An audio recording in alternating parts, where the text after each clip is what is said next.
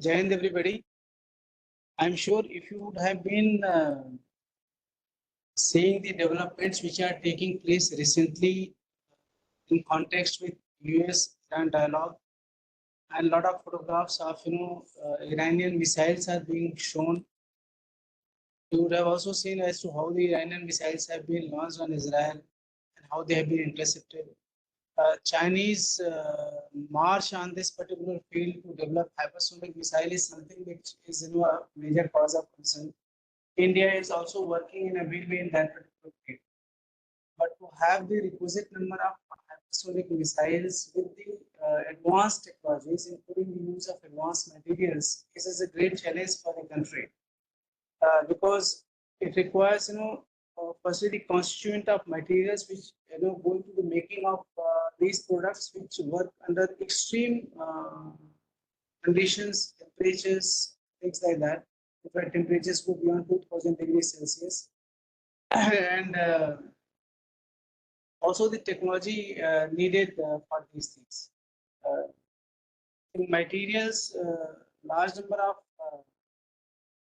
REEs, that is the rare earth elements which are needed.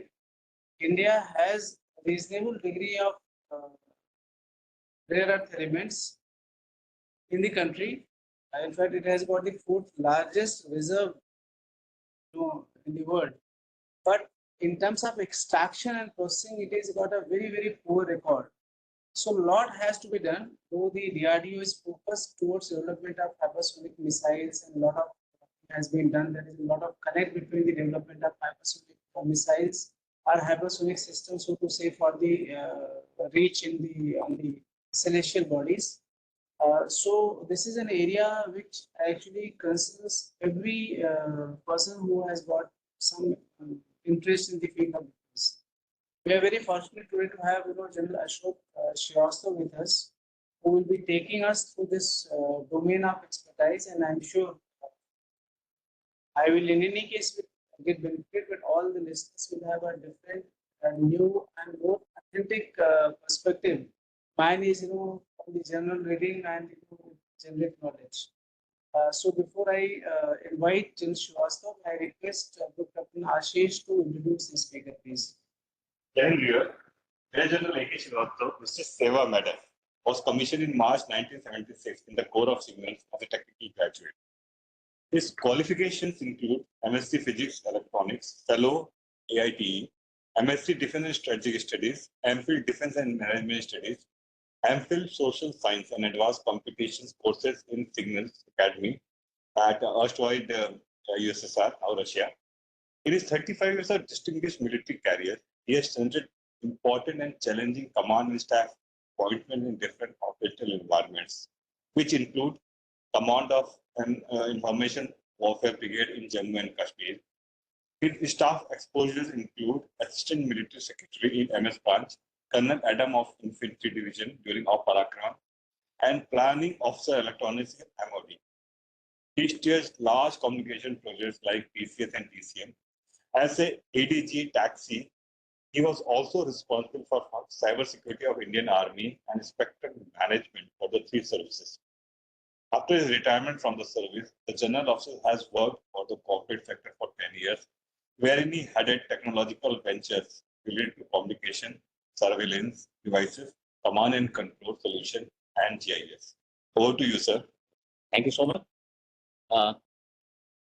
The Director General and ladies and gentlemen, today I feel honored to speak to people. We are all research scholars and studying different aspects of the defense, and you have considerable knowledge in all these subjects.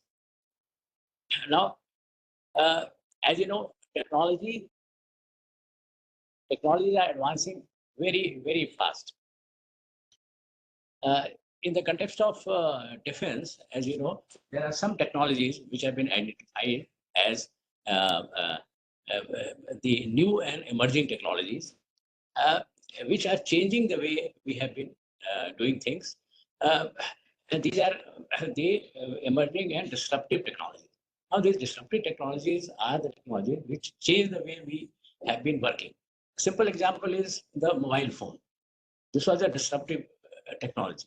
The e-commerce, it was again, but it changed the way we have been working. Similarly, for the defense, there are some technologies like artificial intelligence, cybersecurity, uh, uh, and one of these is also hyper the hypersonic technology. So therefore, today we will be going through these hypersonic weapons. What are these weapons? And we'll be studying other aspects about that. Now, I can change from here. Okay, so today we will be covering this topic as per the point which are listed on the view file. We'll see the characteristics and types of hypersonic weapons. We'll also differentiate these hypersonic weapons with a ballistic missile, which are akin to that. Then we'll cover the detection part of it, how hypersonic missiles can be detected. And then we'll cover some of the hypersonic missiles developed by the leading countries like US, Russia, and China. And we'll also see what are the implications of these hypersonic missiles. People are getting into race of thinking it is a new weapon. We'll cover some aspects of hypersonic missile defense. And then we'll finally cover what developments are taking place in our country. So, starting from the characteristics of hypersonic missiles. See, hypersonic weapons, basically there are two types. So generally, these are hypersonic missiles or glide vehicles that we will be coming to. And how they are defined is that they have the ability to reach and maintain the hypersonic speeds, which are greater than Mach 5. That is more than 5 times the speed of the sound. Not that these hypersonic speeds are new to us. We have been knowing this and experiencing like all ballistic missiles. They during the re-entry phase they cross this limit of 5 Mach, and the speeds are more than, and they can be called as a hypersonic speeds. But there are some specific characteristics of these technology which you must understand how it differentiates from the previous speeds which were there with these hypersonic missiles. They follow a non-ballistic atmospheric trajectory, like the ballistic missiles used to follow a ballistic trajectory. If you can, you must be knowing ballistic trajectory is if you launch a object in the space, and after that it follows, it moves under the effect, influence of gravity. That particular arc which is made, that is called ballistic trajectory. But these missiles, like what's shown in the red down below, they follow a trajectory which is just about 20 to 50 kilometers in altitude, and something like a cruise missile. And these are capable of maneuvering and changing the point of impact throughout their flight. This will again come as a difference compared to the ballistic missile. And we'll see what advantage this particular characteristics provides. Yeah. Now, before we go further, we'll just see the enabling technologies which are associated with this hypersonic missile. First thing, the high-speed propulsion. Actually, when you have to gain a speed of more than 5 Mach, you require a very high-speed propulsion. And this technology is ramjet and scramjet engines. Now, these hypersonic missiles, the present missiles which are being developed, they operate within the Earth's atmosphere. It means access to atmospheric air is there. Therefore, their engines are air-breathing engines. They take, see, that gives an advantage because the rocket engines, they have to carry the fuel, and they also have to carry the oxidizer, that is the oxygen, both together. But here, since the air is available in the atmosphere, that much of weight reduces. Like for example, if you there are some hydrogen fuel rocket separate of liquid and hydrogen and also liquid oxygen.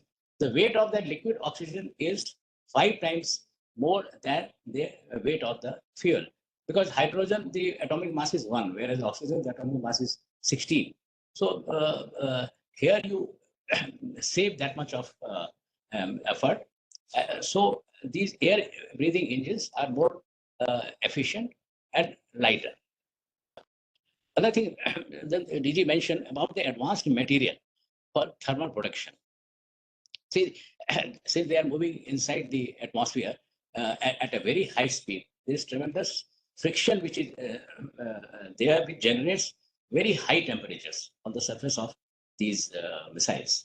And to take care of that, some special material are required. I'll give you a glimpse of what type of material which are required. And of course, then finally is the sophisticated guidance and control systems. Because again, since they are moving very fast, the guidance and control have to be very, very agile. Next. Now, firstly, what about the scramjet engine? In slightly more detail.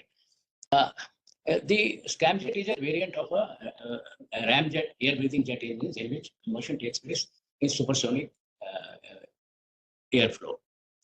Now, the earlier missiles like BrahMos missile, it uses a ramjet engine, and it acquires a speed of up to 3 Mach. But this scramjet is a modified version of ramjet, and here it breathes oxygen from the atmosphere, but there is no mechanism to breathe that air. It is only based on the motion of that projectile or a missile that the air intake takes place. So it depends upon, relies on the high vehicle speed to compress the incoming air forcefully before combustion. So it has got no moving part. In fact, the ramjet used to have some cones to reduce the speed of this incoming air, but with this improved technology of scramjet, even that is not there. So there are hardly any moving parts in this engine. Of course, for combustion, once one thing is that these missiles have to have an initial supersonic speed, so that the air intake is at that particular speed and that much of pressure is generated. Therefore, it will not start ab initio from say, there has to be a support missile which provides it that speed, and then this takes on. So, and after this air gets inside, it has to be de-accelerated, and that action is taken by some to bring it to subsonic velocity by using some shock cones. That was in the ramjet. But here, even the shock cones are not there. The airflow using shock waves produced by its ignition source, this allows the scramjet to operate efficiently at extremely high temperature. So no this thing are required, shock cones. Of course, I had mentioned there's no moving part, makes it lighter and simpler to operate. So that's about the scramjet engine, which is used in these hypersonic missiles.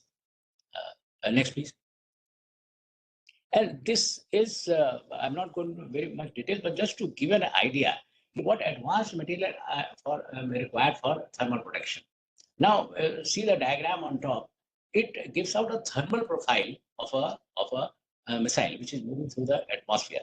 Now, its different portions, depending upon the friction with the atmospheric air, they generate different heat. And depending upon their heat profile, the material of that portion also have to be accordingly utilized. Now, some of the material which is listed here, like tungsten for nose tip, some Inconel for engine, then titanium, various type of material which are being used. And in our country, there is very little progress on this composite material, and also the metallurgy. Even if, like for example, those scramjet, the type of metallurgy you require to sustain that much of combustion, that also metallurgy is generally imported. In fact, all the metallurgy which are being used in our fighter aircraft or Tejas or helicopters, most of the metallurgy is imported, and a lot of progress is required and focus is required to develop our own metallurgy and own composite material. Next. And I mentioned there are two types of hypersonic weapons. One is hypersonic glide vehicle. The other is hypersonic cruise missile. Cruise, you understand, who cruise along the surface of the Earth at a particular height. Those are the cruise missile. Both move within the atmosphere. Now, next. Now, this is a hypersonic glide vehicle. Now, this does not have its own propulsion system. It will only have some small propulsion systems just to orient and reorientate this missile. It is taken by another missile, maybe that existing ICBM or existing ballistic missile.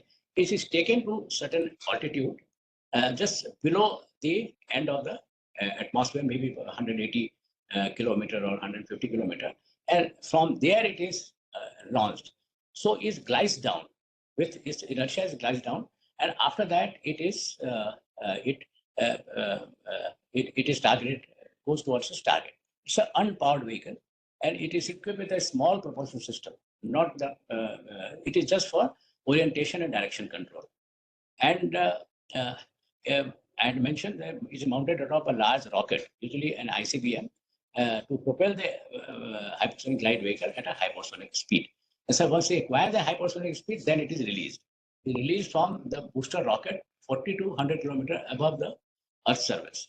Then the SUV will glide to its target along the relatively flat trajectory. So this is what is the hypersonic glide vehicle. And next comes the hypersonic, this is the cruise missile. Again, the hypersonic cruise missile requires a booster rocket. It is capable of operating at hypersonic speeds, flying at about 20 to 50 kilometers in altitude. So it cruises along. The system consists of two stages.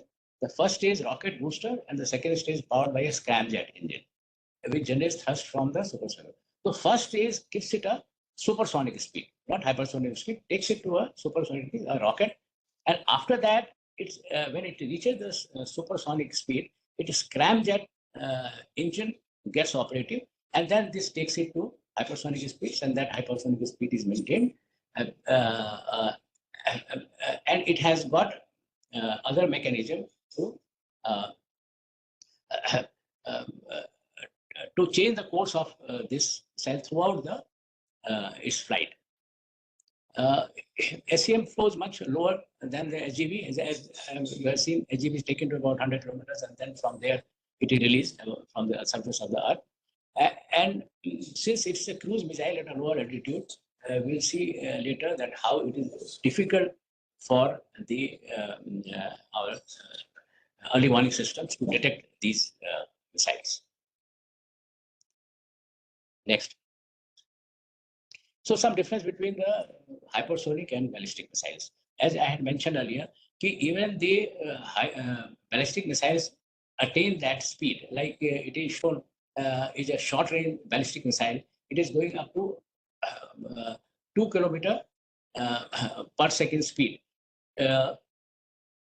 And next is the medium range goes up to 3 to 4 kilometers per second. Now the speed of 3 kilometers per second is about 5 Mach.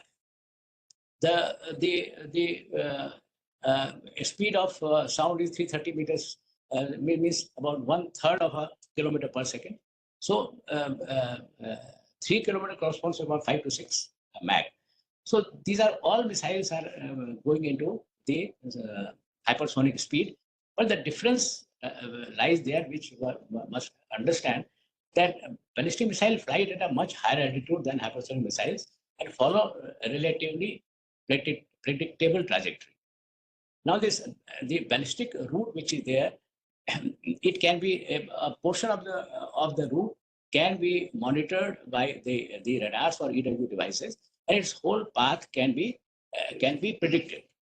A typical ballistic missile will travel in upper space with an arc-shaped trajectory. So it goes out of the atmosphere, and then in the re-entry phase, it enters the Earth's atmosphere.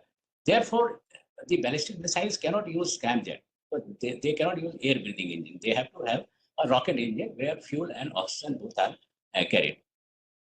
And it is possible to predict the destination of any ballistic missile payload by using space-based early warning system. Except there are some re-entry vehicles which are given the maneuverability capability a little bit, not to the extent these hypersonic missiles can do that. So there's some of the difference with ballistic missile. Next. Hypersonic missiles follow non-ballistic trajectory. Yes, they operate at altitude significantly below those of ballistic missile, and they are capable of maneuvering during their entire flight. So that is the capability which is much better than other types of missiles. Next. This is just what I have covered, just summarizing very quickly. Both reach hypersonic speeds, yes. However, trajectory and altitude of hypersonic missiles follow a non-ballistic atmospheric trajectory for part or all of their flight. And ballistic missiles follow an arc-shaped and relatively predictable trajectory. That is the disadvantage. It's a predictable trajectory. And ballistic missiles travel in outer space for most of their flight, whereas hypersonic missiles remain within the atmosphere. Ballistic missiles are predictable trajectory only if equipped with maneuverable re-entry vehicles. Some of them are, they can offer a chance to maneuver in the terminal phase only for the last about 30 seconds or so. Because they are very, very fast speed, they cannot do maneuvering. Okay, next. Now we come to detection. Some of this we have already seen. How difficult or how easy it is to detect a hypersonic weapon. Now, the space-based early warning systems can track ballistic missiles in the boost phase of their flight. That's I'm talking about the ballistic missiles. This allows the assessment of the target and calculate the warning time because it can trace its trajectory after monitoring its boost phase. Then it will be detected from the thousands of miles away by ground-based early warning radar, which would further confirm the trajectory. You see the radar on the right, and see the lobe of the radar. The ICBMs, since they are going very high, they can be detected. You see that pink lobe. In that, ICBMs can be detected. For a considerable period of time, they will be crossing this lobe, and these can be detected. And just for an example, this SpaceX SX is a monitoring system, early warning system of the US. This would guarantee a warning time of approximately 30 minutes in the case of an ICBM traveling from the Russian base of Dombosky to US Warren Air Force System. So the warning time is quite a bit for one to be ready with their weapons, take decisions, and take countermeasures. So that is about the ballistic missiles, intercontinental ballistic missiles. Now we come to next, detection of hypersonic missiles. Now hypersonic will be detectable in their initial boost phase. Yes, they will also, because they will be taking off vertically, they will be detected. Thereafter, by flying at lower altitudes, they will come down. As we said, 20 to 50 kilometers, they will not be detectable. And after this unobservable phase, hypersonic missiles flying at heights between 20 and 50 meters will become detectable when they are traveling very close to the ground-based radar, say, which is given as 153, 70 miles. Now you see the same pink lobe of the radar. See the ICBM for how much time that is crossing that lobe, and you compare it with the hypersonic missile, which is passing through it for a very short time. So the detection becomes more difficult, and also it is taking place once the missile is already very close to the target. So warning time given is very less. In case an early warning radar is in the target, the early warning time would be limited to 2.5 minutes in case of a hypersonic missile traveling at Mach 10. Whereas in the earlier example of ICBM, a similar distance, we were getting a warning time of about 30 minutes. Here it is just about 2.5 minutes. So that is the advantage, or you can say challenge, of the hypersonic missile detection. Next. Now we come to some of the hypersonic missiles which have been developed by different countries. They start, in fact, there was a lead taken by China. US could and Russia known hypersonic missiles. They include one is the Vanguard hypersonic glide vehicle, and then that Kinzer, very famous. I mean, you heard about it during the conflict with Ukraine. Kinzer air-launched ballistic missile, and the Zircon hypersonic missile. And recently, in November 24, it was reported. In fact, Putin, in fact, mentioned that this Oresnik, which is the new hypersonic missile, which was launched towards Ukraine in November last year. This is the newest missile which they have developed. The Vanguard, the first missile, is capable of reaching a speed of Mach 27 or 32,200 km/s. That's Mach 7. Whereas Mach 5 is the starting point for a hypersonic missile. This is much faster than that. Then next is the Kinzer, is a hypersonic air-launched ballistic missile. It has a range of 460 to 480 km and top speed of Mach 10.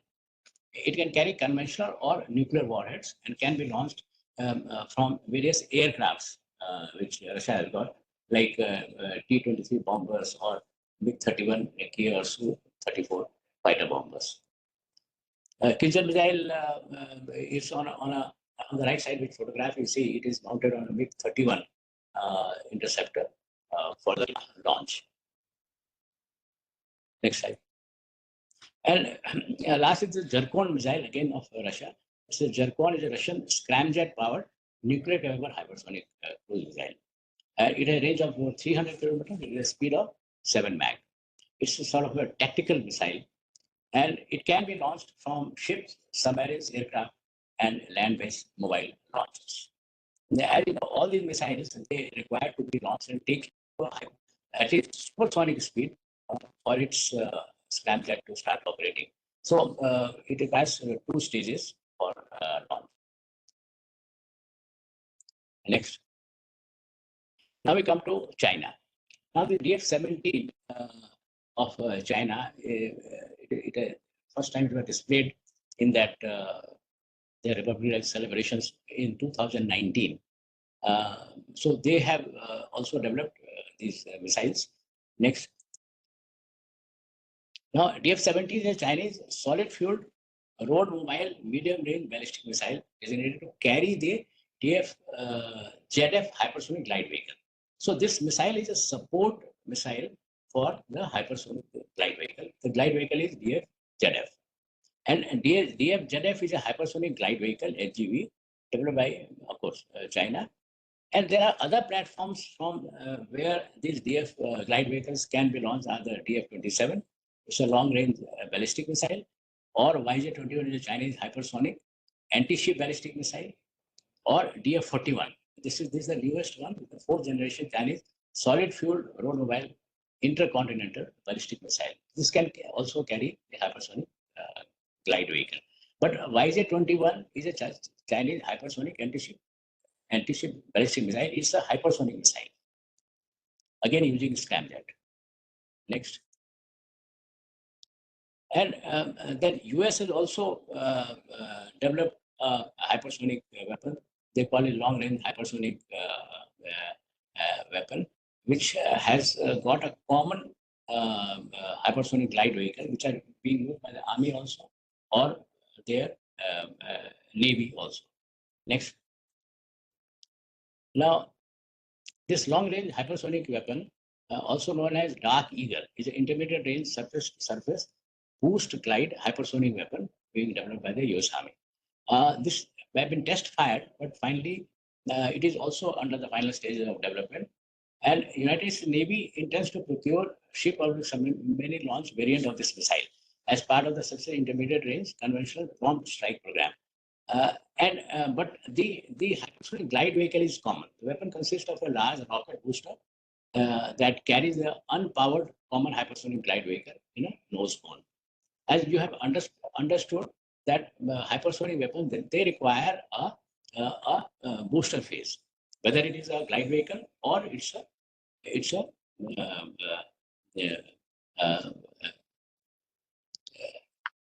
is a cruise missile. Once the booster reaches significant altitude and speed, it releases the hypersonic glide vehicle, which glides at hypersonic speeds as it descends toward the target. This we have already covered earlier in the principles. And these are the two companies which are actually developing the Dynetics is building the hypersonic glide vehicle, and Lockheed Martin is boosting the booster as well as the assemble the missile and launch the equipment. The final system integration is done by Lockheed Martin. Next. Now we come to why are we the whole world worry about these missiles? What are the implications of these missiles? As we know, these missiles can have there are no control over these missiles so far. They can have conventional warheads, they can have nuclear warheads. Now, for all other nuclear warheads and missiles, ICBMs and all, there are some treaties which are in vogue. But here, this is a new weapon. Certain things need to be done. Now, first thing is that it compresses the warning time. That will follow the detection of a hypersonic strike, and hence there will be a delay in the response. Then the targets of hypersonic strike will be unpredictable, holding large areas at risk. And they potentially overcome, as they say, that most of the advanced missile defense systems they can overcome, and that is another fear. And even if they are detected, there are certain ambiguities. There are basically three ambiguities connected to hypersonic missile. Firstly, the warhead ambiguity, whether they are carrying nuclear warheads or conventional warheads. Then the target ambiguity, since they can maneuver throughout their flight, then what is that target? That is an ambiguity due to the steering ability. And then the destination ambiguity. The actual territory being targeted may be mistaken. Like, for example, there are two countries close by and some missile is detected. They do not know whether it will lead to country A or a territory A or territory B. So the destination ambiguity also remains. And these all affect the reaction of the adversary. The above factors pose a challenge to strategic missile defenses and raise wider international security concerns due to their considerable potential to further complicate strategic relations, encourage new arms competition, and endanger stability. So there are some of the challenges which these hypersonic missiles are posing. Of course, people are trying to find ways to deal with these issues. Next. Now, again, cutting with the implications, hypersonic missiles are likely to increase the risk of preemptive strikes. Like if the adversary feels that this missile is carrying a nuclear warhead, what is his reaction going to be is not known fully. And there can be a preemptive strike, then there can be accidents, miscalculations, conflict, instability, and rapid conflict escalation, because the warning times are very short due to the potential shortened decision time and the nuclear ambiguity surrounding them. And it risks undermining long-standing arms control and disarmament efforts in various domains. Now, these factors underscore the need to consider the wider arms control and disarmament implications of specific weapon developments, and to consider the intersections of categories used to delimit the scope of multilateral weapon control mechanism.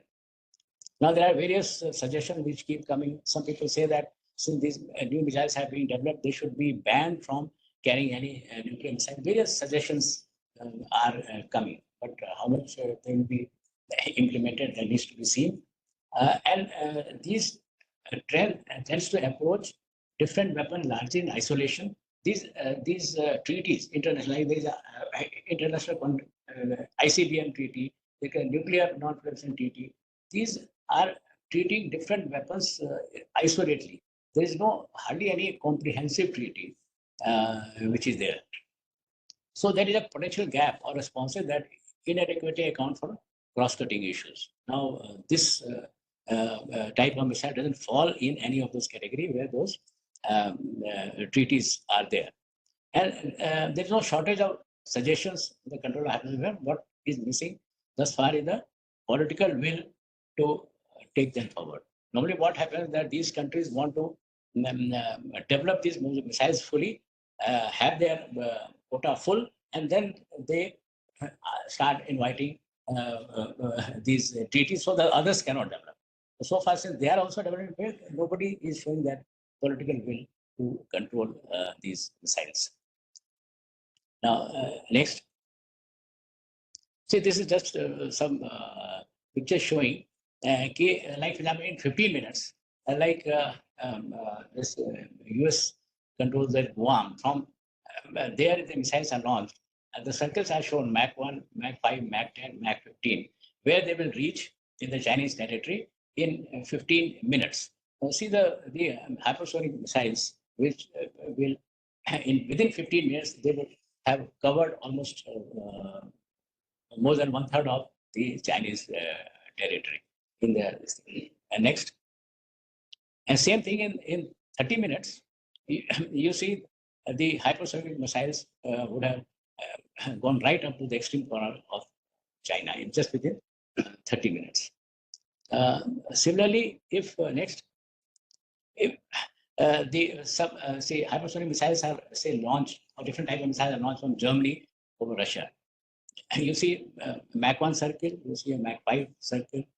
Now Mach 10 hypersonics, they've gone about half of the, and if it is Mach 15, within 15 minutes, they've almost gone to the end of towards the end of Chinese territory. And same thing we see in 30 minutes. Next, 30 minutes, it has gone across the Chinese territory. So, as to say that the reaction times are going to be much lower, much lesser. Next. Now, a few words about certain hypersonic missiles which have been used by Russia against Ukraine. They have physically used, and they have accepted it. Even President Putin has openly announced that these missiles have been used. This is the Kinzhal missile on a MiG-31. Next. Now, Kinzhal has been used effectively against Ukrainian targets. First was in March 22. It destroyed a missile storage site in Dalton, Ivan Frankivsky region, showing its ability to hit well-protected targets. That was the first use of the Kinzhal missile. And in September 23, again, they used a Su-34 bomber in an operation, confirming its role in Russia military role. Again, Su-34 bomber had carried the some of the Kinzhal missiles. But then there are some counterclaims, like we say that these missiles can break any missile defenses. But what has been claimed by Ukraine, in May 22, Ukraine forces they claim that they have shot on a Kinzhal missile using the US-made Patriot air defense system. Patriot air defense systems, we do not know how they create, because the maximum speed which are attained by Patriot missiles is about 5 Mach, or slightly less than 5 Mach. But maybe during that encounter, they can always hit passing by. And in May 23, the reports indicated that Ukrainian forces intercepted multiple Kinzhal missiles in one night, challenging the missiles' effectiveness. These are the claims of the Ukrainians. Next. And in their claim, they had presented some remnants of what this called is a remnants of Kinzer missile, which was destroyed by a Patriot missile. So this is they had presented to the media. Next, and this Oreshink is a new missile of Russia. Oreshink missile, it's a hypersonic missile, and this again they have launched it on Ukraine, and they call it as a trial. So next slide. Russia fired this new hypersonic missile Oreshink at the Ukrainian city of Dnipro on 21st November. This is very recent. The new hypersonic missile traveled over 700 kilometers from the Russian Astrakhan region to hit a military-industrial complex in Dnipro. Now, President Vladimir Putin, in a television address, he confirmed that this missile had been launched. And this attack followed Kyiv's use. What he said that this is in retaliation to the American and British missiles which are being used by the Ukrainians. But then it was confirmed that they had launched these some of these missiles. And again, these people, Ukraine, they said that they had hit one of these missiles. That's their claim, and which is shown in the next slide. These are the camera shot of this Oreshink missile, which was launched. In fact, this was given by Russians themselves because they claimed that they had fired this missile. Next, and these are some of the remnants of some missile which Ukrainians claim that this is one Oreshink missile which was shot down by them. Of course, that should be taken with a pinch of salt, whether how true is that and which missile is that. Next. Now, I think I'll quickly finish now. We'll go for question answer sessions also. Now, about the defense of hypersonic missiles. There's a lot of work going on in the defense of these hypersonic missiles. See bullet 2, the countermeasure includes kinetic, non-kinetic, like high power lasers, microwave weapons, rail guns, and hypersonic interceptors. Also the soft kill, like cyber attacks on various supporting devices, maybe their guidance system and other systems. And these high power lasers, they produce very high power laser, hypersonic weapons.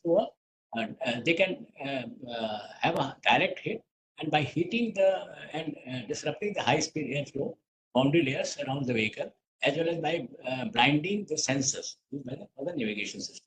So this is how high power lasers can work. And the satellite navigation and imaging, due to their high speed and low altitude trajectory, satellites, microwave or radars is critical to early launch of the detection of these missiles. So our detection system also is very strong. And then also the global positioning system, the GPS also can be spoofed and interfered with for as a counter against these missiles. Next. This is, DJ was saying a lot of progress taking place in India. This is a report on April 14, just a few days back, that India tests laser system to destroy aerial targets. So this is only a trial which has taken place.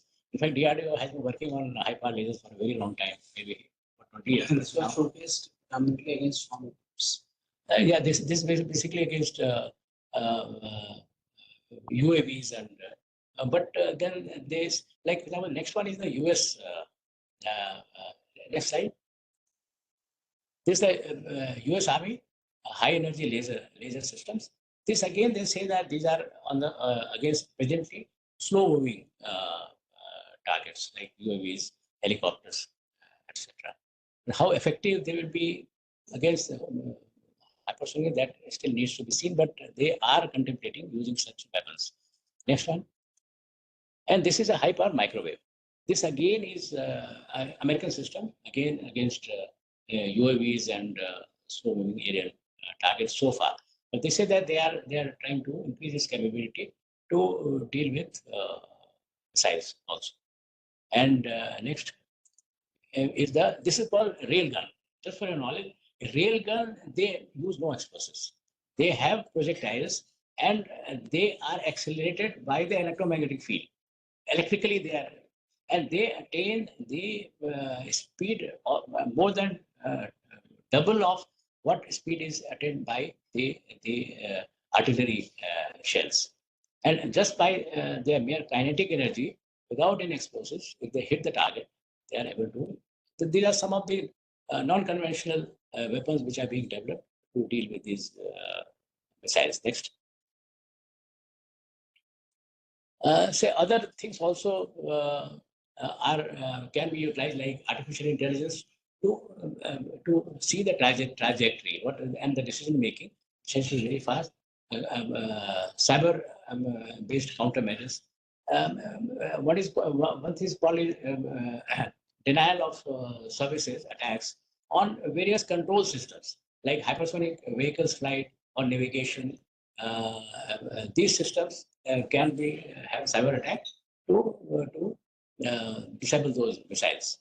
And also the decision support system, what we call as a OODA loop: observe, orient, decide, and act. That loop has to be very fast. In these cases, the time, the warning time is going to be very less. Next.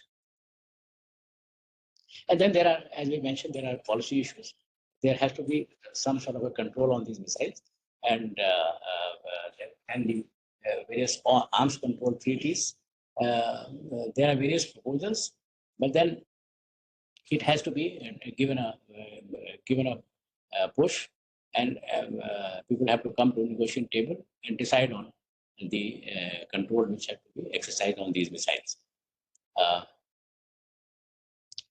Next. Now coming to developments in India. India first to develop long-range hypersonic missile.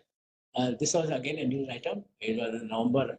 It was in November last year, November 24. Next. First December, but report was actually done on 27th of November. It says that India is the first country to develop a long-range hypersonic missile that can travel more than 8 times the speed of sound. This is what the news report said. They test-fired this long-range hypersonic missile that can carry both conventional and nuclear warheads at a distance of 1,500 kilometers at Mach 8.7 speed. And some scientists have reported that this is exactly not the cruise missile, but something like a cruise missile. Of course, they are moving in this direction. But then what engine they have used is again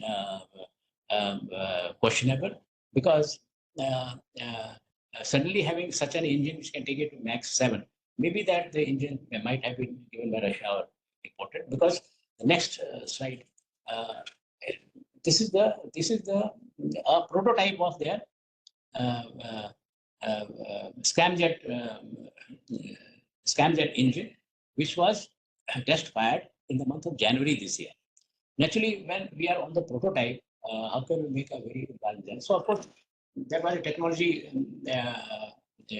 trial, and they might have used imported components in the earlier missile. But suffice to say that progress is taking place in India for development of these missiles.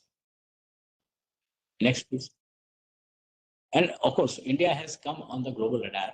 This was the World Economic Forum. It says that the countries in red have developed hypersonic weapons. So India is also there. That's a encouraging and good point for us. Other countries are like US, China, Russia, some European countries, Germany, France, and Australia. And the blue ones are the one who are conducting trials. Some of the countries are trials. Next. I will not cover, these are our various type of missiles. What I wanted to show you that we are quite advanced in the missile technology, and what circles you see around India are the areas which can be covered by our missile. When it says the circle of 6 is the Agni 2, which is a range of 2,000 kilometers. Similarly, finally, the Agni 5, so we got a range of 5,000 kilometers, which can cover almost whole of China. So we are quite advanced in this missile technology. So we have the capability to develop hypersonic missile which are comparable to the other countries. Next. BrahMos 2 missile. See, first one bullet is about the BrahMos missile, normal one. BrahMos 2 missile, it is said that it will be a hypersonic cruise missile, and which is currently under development. And let's hope that this comes out as a hypersonic cruise missile, because both the BrahMos are cruise missiles.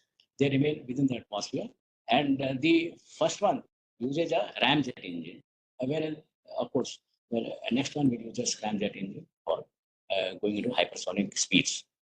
Next. Then India has got a ballistic missile defense program, and efforts are being made. The time is short now. So what I'll just quickly glance over this slide next.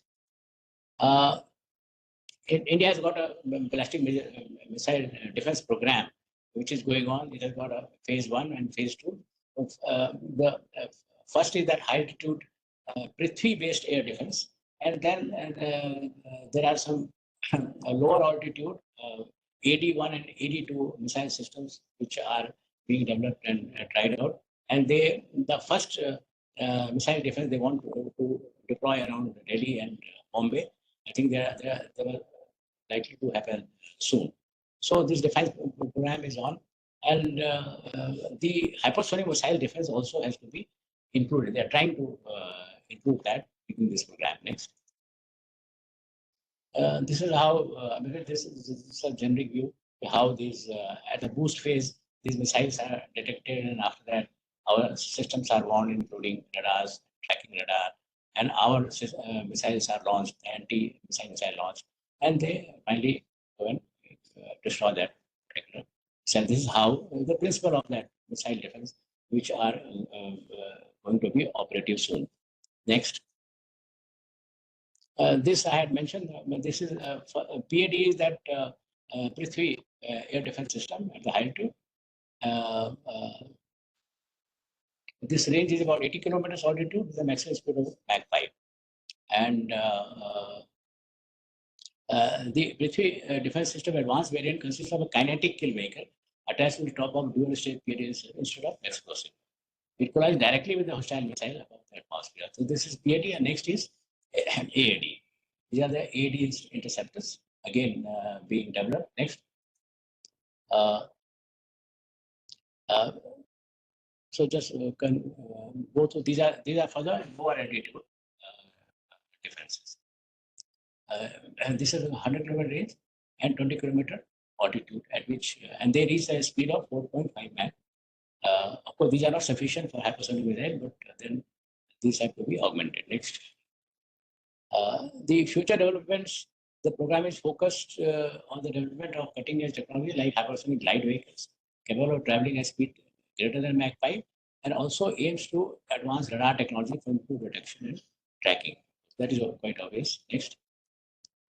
And these are list of India's. India has got, like as we say, that space-based satellites will detect these missiles. Now we have got these low orbit satellites which carry out, like RISAT is a radar-based satellite imagery. EMISAT is with electronic emissions based satellite, and HISI is hyperspectral imagery. Hyperspectral imagery you may be knowing, or sometimes I'll explain to you. And then this was on the 7th of April, this week, Chief of Staff had announced a system of launch of 52 dedicated military satellites. This was announced in the Indian Deaf Space Symposium on 7th of April. So this is also going. These are all going to be low Earth orbit polar satellites, which are not very far from the Earth, about 500 to 600 kilometers, and they can take good imagery from there to improve our overall satellite surveillance system. So the work is going on in this direction of these surveillance satellites. Next. So I have finished here, and there are only 5 minutes left. So any questions you can